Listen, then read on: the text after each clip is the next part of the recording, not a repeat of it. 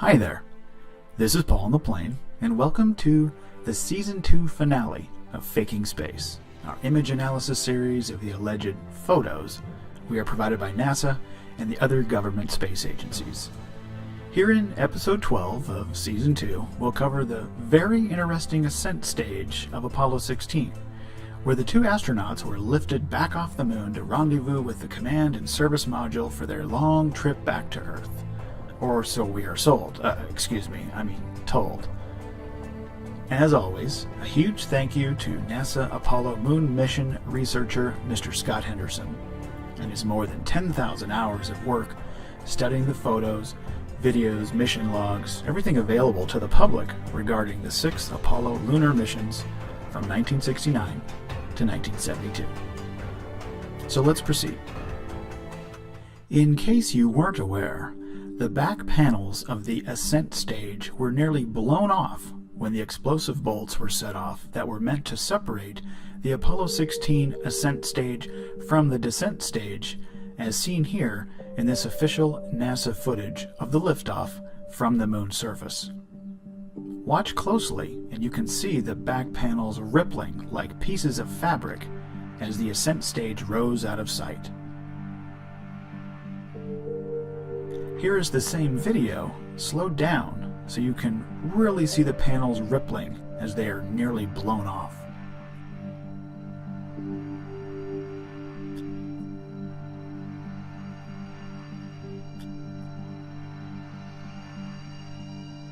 And finally, here is that same video again, slowed down and magnified.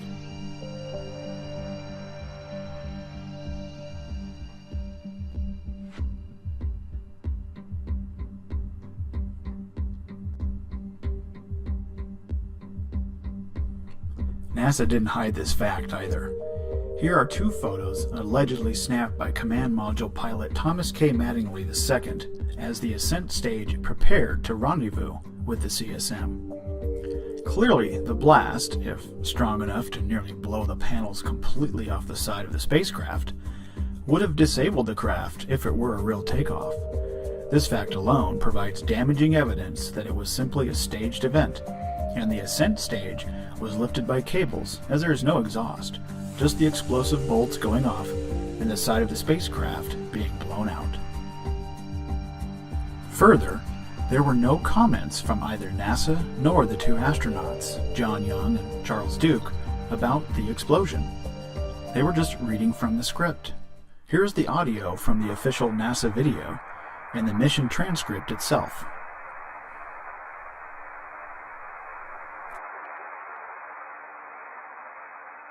Pitchovers on time. Roger, we call lift off. What a ride. The LEM, we are told, was a very thin-skinned, lightweight machine. If it encountered any kind of explosion, especially one of this magnitude, it would have caused a rupture of the hull in the vacuum of space and resulted in a catastrophic failure. What is behind those panels, you may ask? Well, here's a photo of the lander taken prior to the mission here on Earth to show all the wiring, electrical components, and mission-critical mechanisms located directly behind the panels that were subject to this explosion. In this photo of the Apollo 16 LEM taken by one of the astronauts before liftoff, you can see the explosive pack behind the panels when magnified. This is further illustrated when you compare the Apollo 17 panels to that of the Apollo 16 version. It's clear the panels were either replaced or simply reused again after a fresh coat of paint had been applied to the ones that were nearly blown off. As we've demonstrated throughout this Apollo series, equipment was reused and recycled mission after mission on the moon stage set. I want to personally thank you for watching Season 2 of Faking Space, where we have walked through how NASA creates its CGI planets, the Himawari hoax, the iconic fake ISS image, JAXA's pathetic attempt at fooling the world, and the absolute SpaceX debacle of a Tesla Roadster in space, which I covered in the first half of this season. Thank you all for your kind words and well wishes. I've really enjoyed reading them.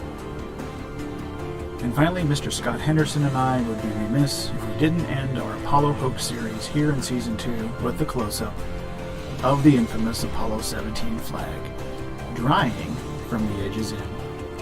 Evidence that the Apollo missions were shot right here on Earth, not the lunar surface in which no moisture could exist.